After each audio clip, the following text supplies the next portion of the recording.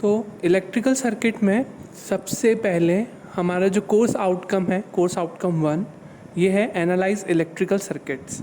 Analyse electrical circuits में हमें इस आउटकम को अचीव करने के लिए कौन कौन से लर्निंग आउटकम पढ़ने पड़ेंगे। सबसे पहला जो लर्निंग आउटकम हमें पढ़ना है, course outcome 1 analyse electrical circuits, विद्युत परिपथ को एनालाइज करना हमें सीखना है। तो उसके लिए सबसे पहले लर्निंग आउटकम 1 हमें अचीव करना होगा। उसमें सबसे पहले लर्निंग आउटकम 1 जो है हमारा है, explain electrical circuit terms and elements. Electrical circuit terms and elements, electrical circuit जो होगा उसके क्या क्या टर्म्स होते हैं, क्या एलिमेंट्स होते हैं, उसके बारे में हमें पढ़ना है। तो ये बेसिकली कॉग्निटिव डोमेन से रिलेटेड है। एक्चुअली हमारे जो स्टडी होती है वो 3 डोमेन में एग्जिस्ट करती है। एक होती है कॉग्निटिव जो कि नॉलेज लेवल से, नॉलेज जो आपको ज्ञान होता है उस चीज़ से जुड़ी हुई चीज़ को हम कॉग्निटिव डोमेन में शामिल करते हैं।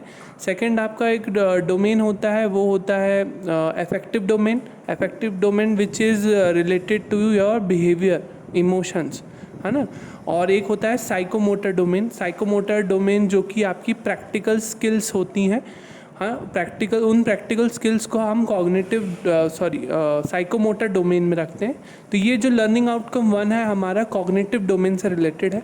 कॉग्निटिव डोमेन में नॉलेज लेवल से ये रिलेटेड है, तो हमें इन चीज़ों का नॉलेज गेन करना है। इलेक्ट्रिकल सर्किट एलिमेंट्स कौन कौन से होते हैं और उनमें टर्म्स कौन कौन सी होती है। तो सबसे पहले खुद इलेक्ट्रिकल सर्किट क्या होता है। सर्किट यहाँ पे जो है इलेक्ट्रिकल सर्किट है, इलेक्ट्रिकल सर्किट वह है जिसमें कि विद्युत धारा प्रवाह हो सके। एक बंद परिपथ को हम कह सकते हैं विद्युत परिपथ, और उस बंद परिपथ में हमेशा जो धारा होगी वह स्रोत से लोड की तरफ होगी और वापस से स्रोत की तरफ आएगी। तो उस बंद परिपथ को हम कहते हैं इलेक्ट्रिकल सर्किट। या हम कह सकते हैं कि ऐसा परिपथ या ऐसा बंद पाथ जिसमें बहुत सारे विभिन्न एक्टिव और passive elements, active passive elements हम बाद में चर्चा करेंगे क्या होते हैं।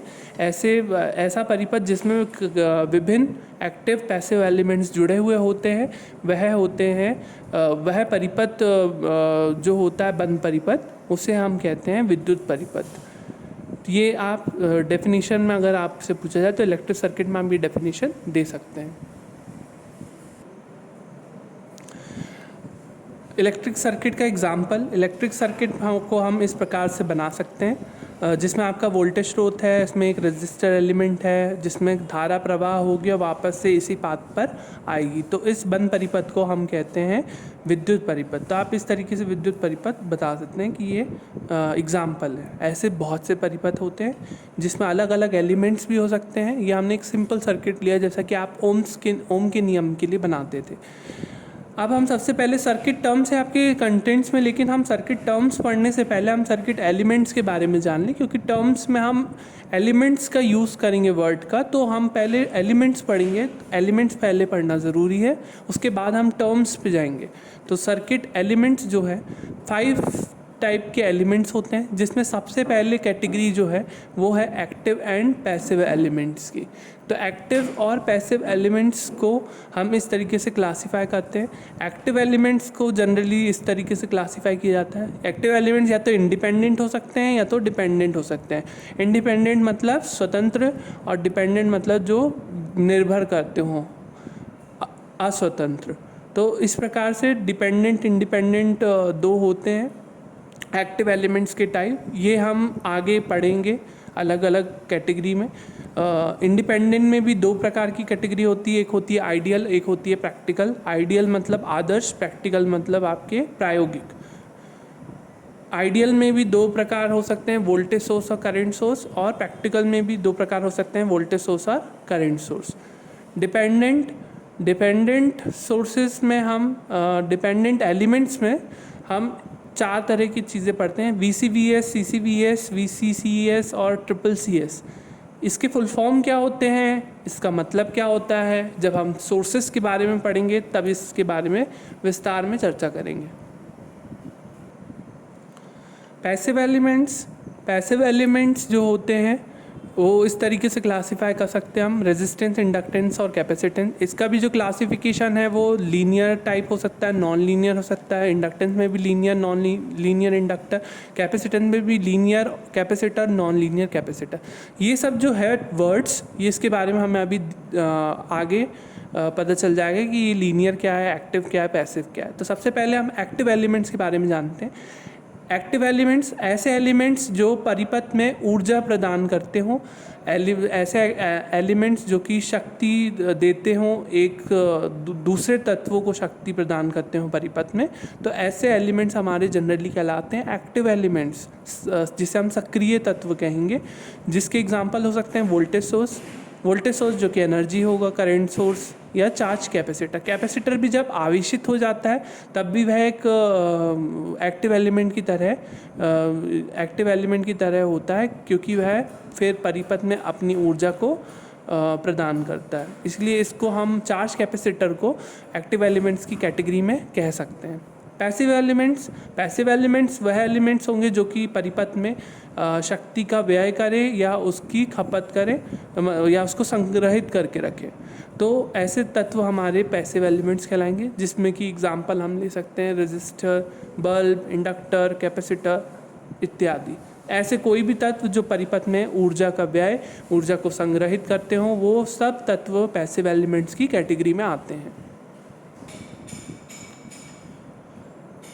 नेक्स्ट कैटेगरी है हमारी लीनियर एलिमेंट्स और non linear elements. Linear elements रेखीय और नॉन लीनियर एलिमेंट्स हमारे अरेखीय तत्व कहलाते हैं।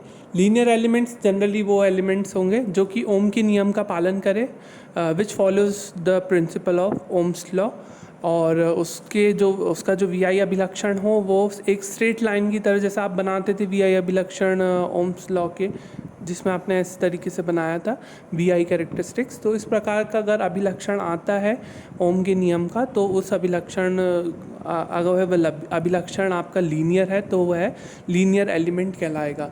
इसी प्रकार से ऐसे लीनियर एलिमेंट्स हो सकते हैं लीनियर रेजिस्टर, लीनियर इंडक्टर या लीनियर कैपेसिटर।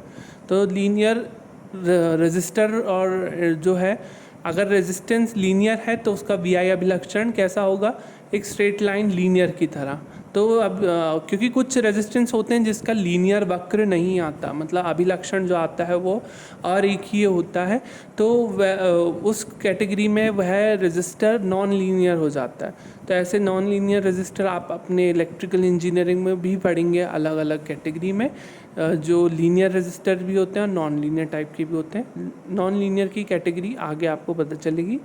लीनियर इंडक्टर भी हो सकता है, लीनियर कैपेसिटर भी हो सकता है। इसी प्रकार से नॉन लीनियर एलिमेंट जस्ट इसका अपोजिट होगा। ऐसे एलिमेंट्स जो कि ओम के नियम का पालन नहीं करते हो, ऐसे एलिमेंट्स आपके कहलाते हैं नॉन लीनियर एलिमेंट्स। तो ऐसे एलिमेंट्स का जो वी आई अभिलक्षण होगा वो अरेखीय होगा, और उसका अभिलक्षण अरेखीय होने के कारण वह नॉन लीनियर एलिमेंट्स की कैटेगरी में आ जाता है। तो नॉन लीनियर रेजिस्टर भी हो सकता है, नॉन लीनियर इंडक्टर भी हो सकता है, नॉन लीनियर कैपेसिटर भी हो सकता है। तो हमने दो तरह के एलिमेंट्स पढ़ लिए हैं, एक्टिव एंड पैसिव एलिमेंट्स, और second linear and non linear elements. इसे हम विस्तार में पढ़ेंगे और आगे, जैसे हमने एक्टिव एलिमेंट्स में सोर्सेज के बारे में डिस्कस नहीं किया, वो सब हमें आगे से अलग सेपरेट टॉपिक में पढ़नी है।